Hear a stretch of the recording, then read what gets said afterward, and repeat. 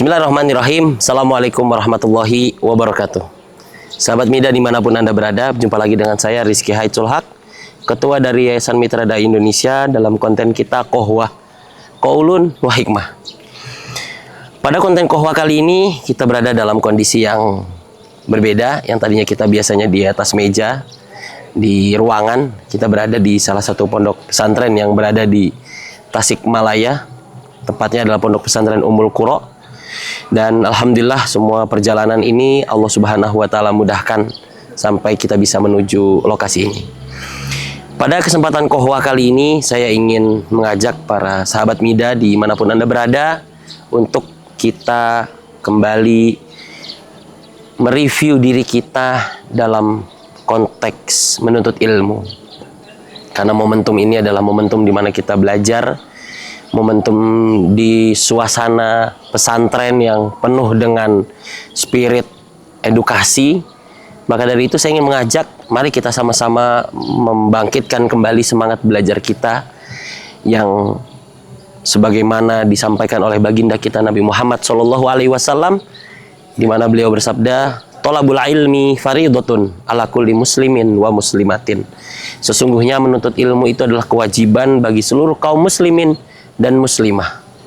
Kewajiban ini mengikat kepada seluruh kaum muslimin, bahwasanya kita jangan pernah memadamkan semangat belajar kita. Kita harus terus menggali diri kita, terus berusaha, berikhtiar dari segala kemampuan, kesanggupan yang sudah Allah Subhanahu wa taala beri untuk lebih meningkatkan kapasitas keilmuan kita. Setidaknya dalam kesempatan kali ini saya ingin mengajak bahwasanya menuntut ilmu itu butuh beberapa penguat. Yang pertama, kekuatan menuntut ilmu bisa hadir dari lingkungan yang membangun dan menguatkan, mengistiqomahkan, menstabilkan semangat dalam belajar, lingkungan yang bagus untuk belajar. Maka penting bagi kita untuk mencari lingkungan-lingkungan yang kondusif atau circle-circle atau komunitas-komunitas yang lebih meningkatkan semangat belajar kita. Kalau mungkin di kalangan penuntut ilmu, di situ bisa hadir di sekolah, kursus, pesantren, dengan berbagai macam dinamikanya. Tapi itu adalah sumber tempat di mana kita bisa menemukan lingkungan yang bagus untuk kita meningkatkan kapasitas keilmuan kita. Kalau di luar mungkin kita bisa mendapatin di rumah Quran atau majelis taklim atau pengajian-pengajian yang biasa dilakukan di masjid-masjid, atau mungkin bisa privat dengan guru. Yang jelas kita perlu menghadirkan spirit agar kita berada di lingkungan yang menyemangati diri kita untuk belajar.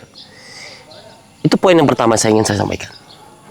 Poin yang kedua, saya ingin mengutip salah satu wasiat dari seorang imam yang begitu masyhur, yang bernama Al-Imam Asy-Syafi'i rahimahullahu ta'ala, di mana sosok imam ini adalah sosok yang sangat familiar di tengah-tengah kita, khususnya para kaum muslimin di Indonesia.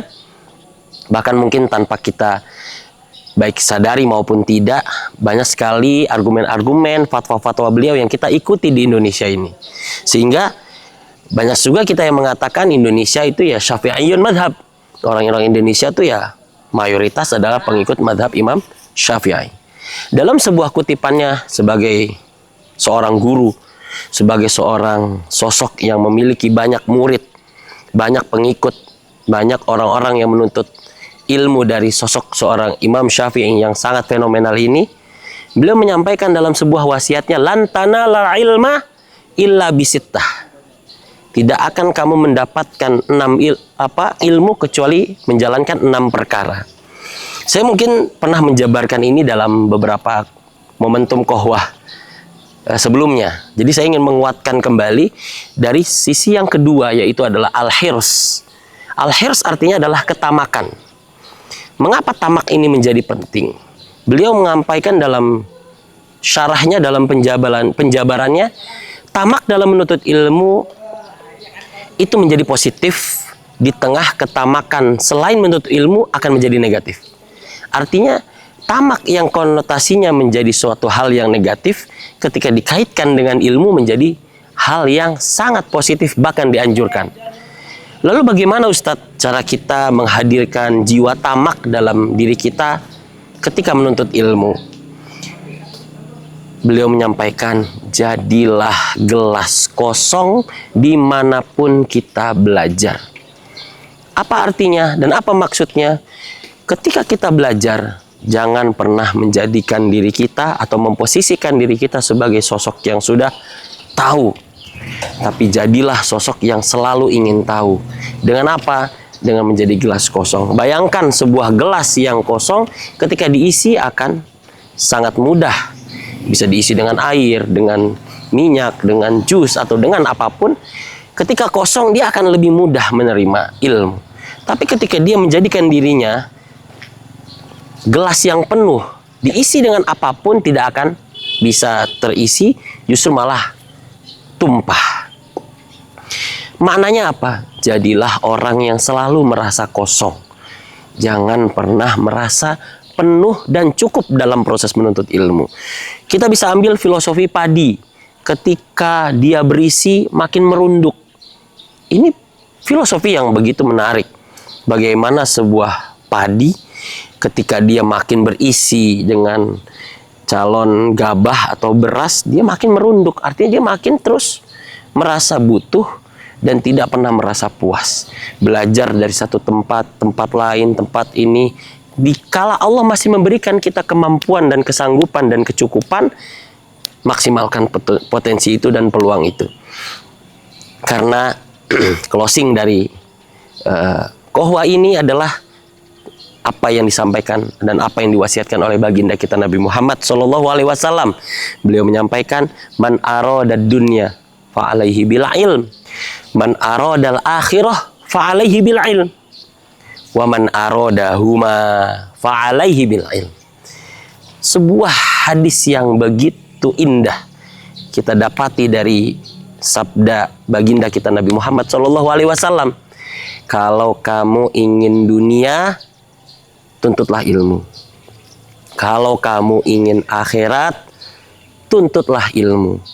Kalau kamu ingin dunia dan akhirat, tuntutlah ilmu. Dan gapailah dunia dan akhirat itu dengan ilmumu. Menandakan kewajiban dalam menuntut ilmu akan berdampak atas apa yang akan kita jalani setelah perjalanan kehidupan ini. Barakallahu fikum. Semoga Allah senantiasa memudahkan langkah kita dalam menuntut ilmu, dan Allah jadikan ilmu kita ilmu-ilmu yang bermanfaat, baik buat diri kita maupun orang-orang sekeliling kita. Kita ketemu lagi dalam konten kohwah lainnya, masih di serial kegiatan kita di pondok pesantren sekitaran daerah Tasikmalaya ini, dan hari ini kita berada di pondok pesantren Ummul Qura Tasikmalaya. Kita ketemu lagi dalam kohwah lainnya. Assalamualaikum warahmatullahi wabarakatuh.